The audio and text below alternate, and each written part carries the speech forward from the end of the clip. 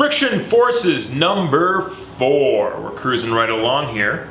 If I, 106.5 kilograms, run and slide on a wooden sled on the freshly fallen snow with a velocity of 14 meters per second, and the mu k is 0.04, hint, I'm on a flat surface. I'm not sledding down a hill. I'm running and sliding like a penguin.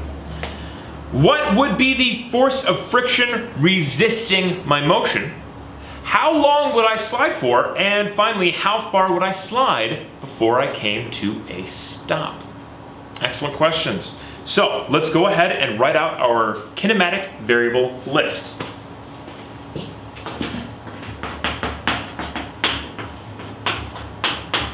And then, just a quick free body diagram to understand what's happening here.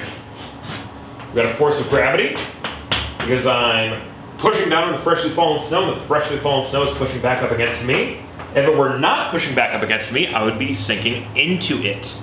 And then, I'm not propelling myself forward any longer. I ran and then I jumped. When I was running, I was propelling myself forward. But now, I've just got the freshly fallen snow pushing against the sled, resulting in friction decelerating me.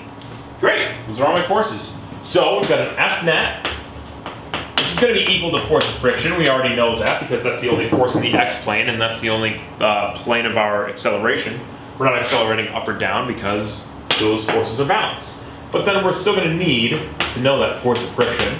We're going to have an Fn and an Fg, which we might not find those exact values, but it's still good to list them just in case we do need them. There's going to be plenty of problems where you do need them.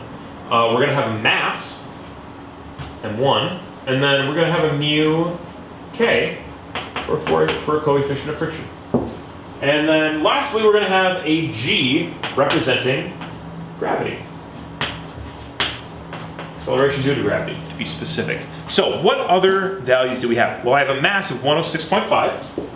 106.5 kilograms. And then I have a mu k of 0.04. Okay, great. And I have a starting velocity of 14 meters per second. Okay, this is a lot like that last problem. So we're asking how long until I come to a stop. So we know our final velocity is going to be 0. And we're going to assume that our xi is 0 because that's the start of the problem. We don't have anything special going on where we would need a xi above 0. Okay, so what would be the force of friction resisting my motion? Well, I know that the force of friction is going to be equal to my holding force, my force normal, the negative, times mu k. Okay? And I know that my force normal is equal to negative Fg, and Fg is equal to mg. Okay, so I can go ahead and substitute these in, so it's going to be force of friction is equal to negative, negative, making it positive, mg mu k. Great, so then let's go ahead and put our values in there. Our mass is 106.5. Our gravity is negative 9.8. And our mu k is 0.04. So let's go ahead and calculate that force of friction. You can already see, just based on the coefficient of friction, it's going to be really low. So it's going to be negative 41.75 newtons.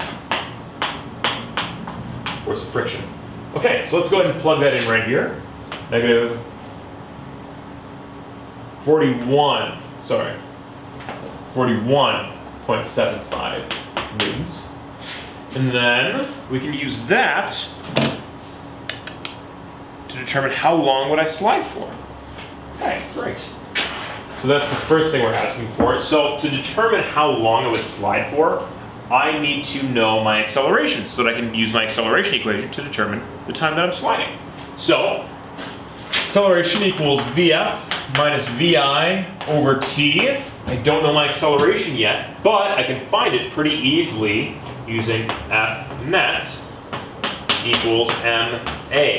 So, F net over m equals a. And now what I could do here, if I really wanted to, I could bring all of my variables together. I could plug this in for a and just set up a nice, concise problem so I only had to do one calculation. Just so you guys know, you can do that. It's possible, and it's actually kind of fun. But I'm going to do it the step-by-step ways, just so you guys can follow along with me. So you should be writing this out as I'm writing it out, just to get to practice. So, F net divided by m. F net is negative 41.75 divided by 106.5. Results in a negative 0.39 for acceleration. So if I plug these numbers in, negative 0.39 equals Vf of 0 minus a Vi of 14 over t.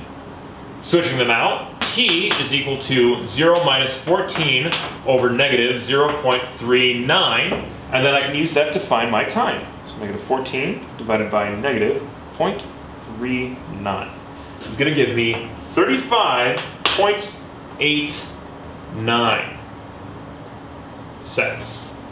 Right. 35.89 seconds. Okay. And then I can use that time. Oh, I should put my acceleration here as well. Negative 0.39 meters per second squared.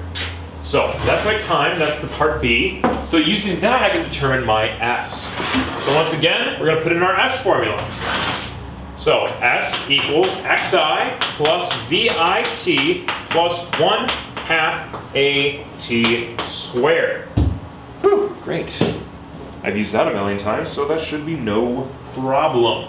So I've got an xi of 0, cross it out. A VI of 14, a T of 35.89 plus a 1/2 acceleration of negative 0.39 times my time, again, of 35.89 squared. Putting all of that together will give me S, and let's go ahead and do that right now. Then a 251.3 meters for my S. There we go. Putting that in my variable list, 251.3 meters. There we go. We have solved this problem. Thanks, guys.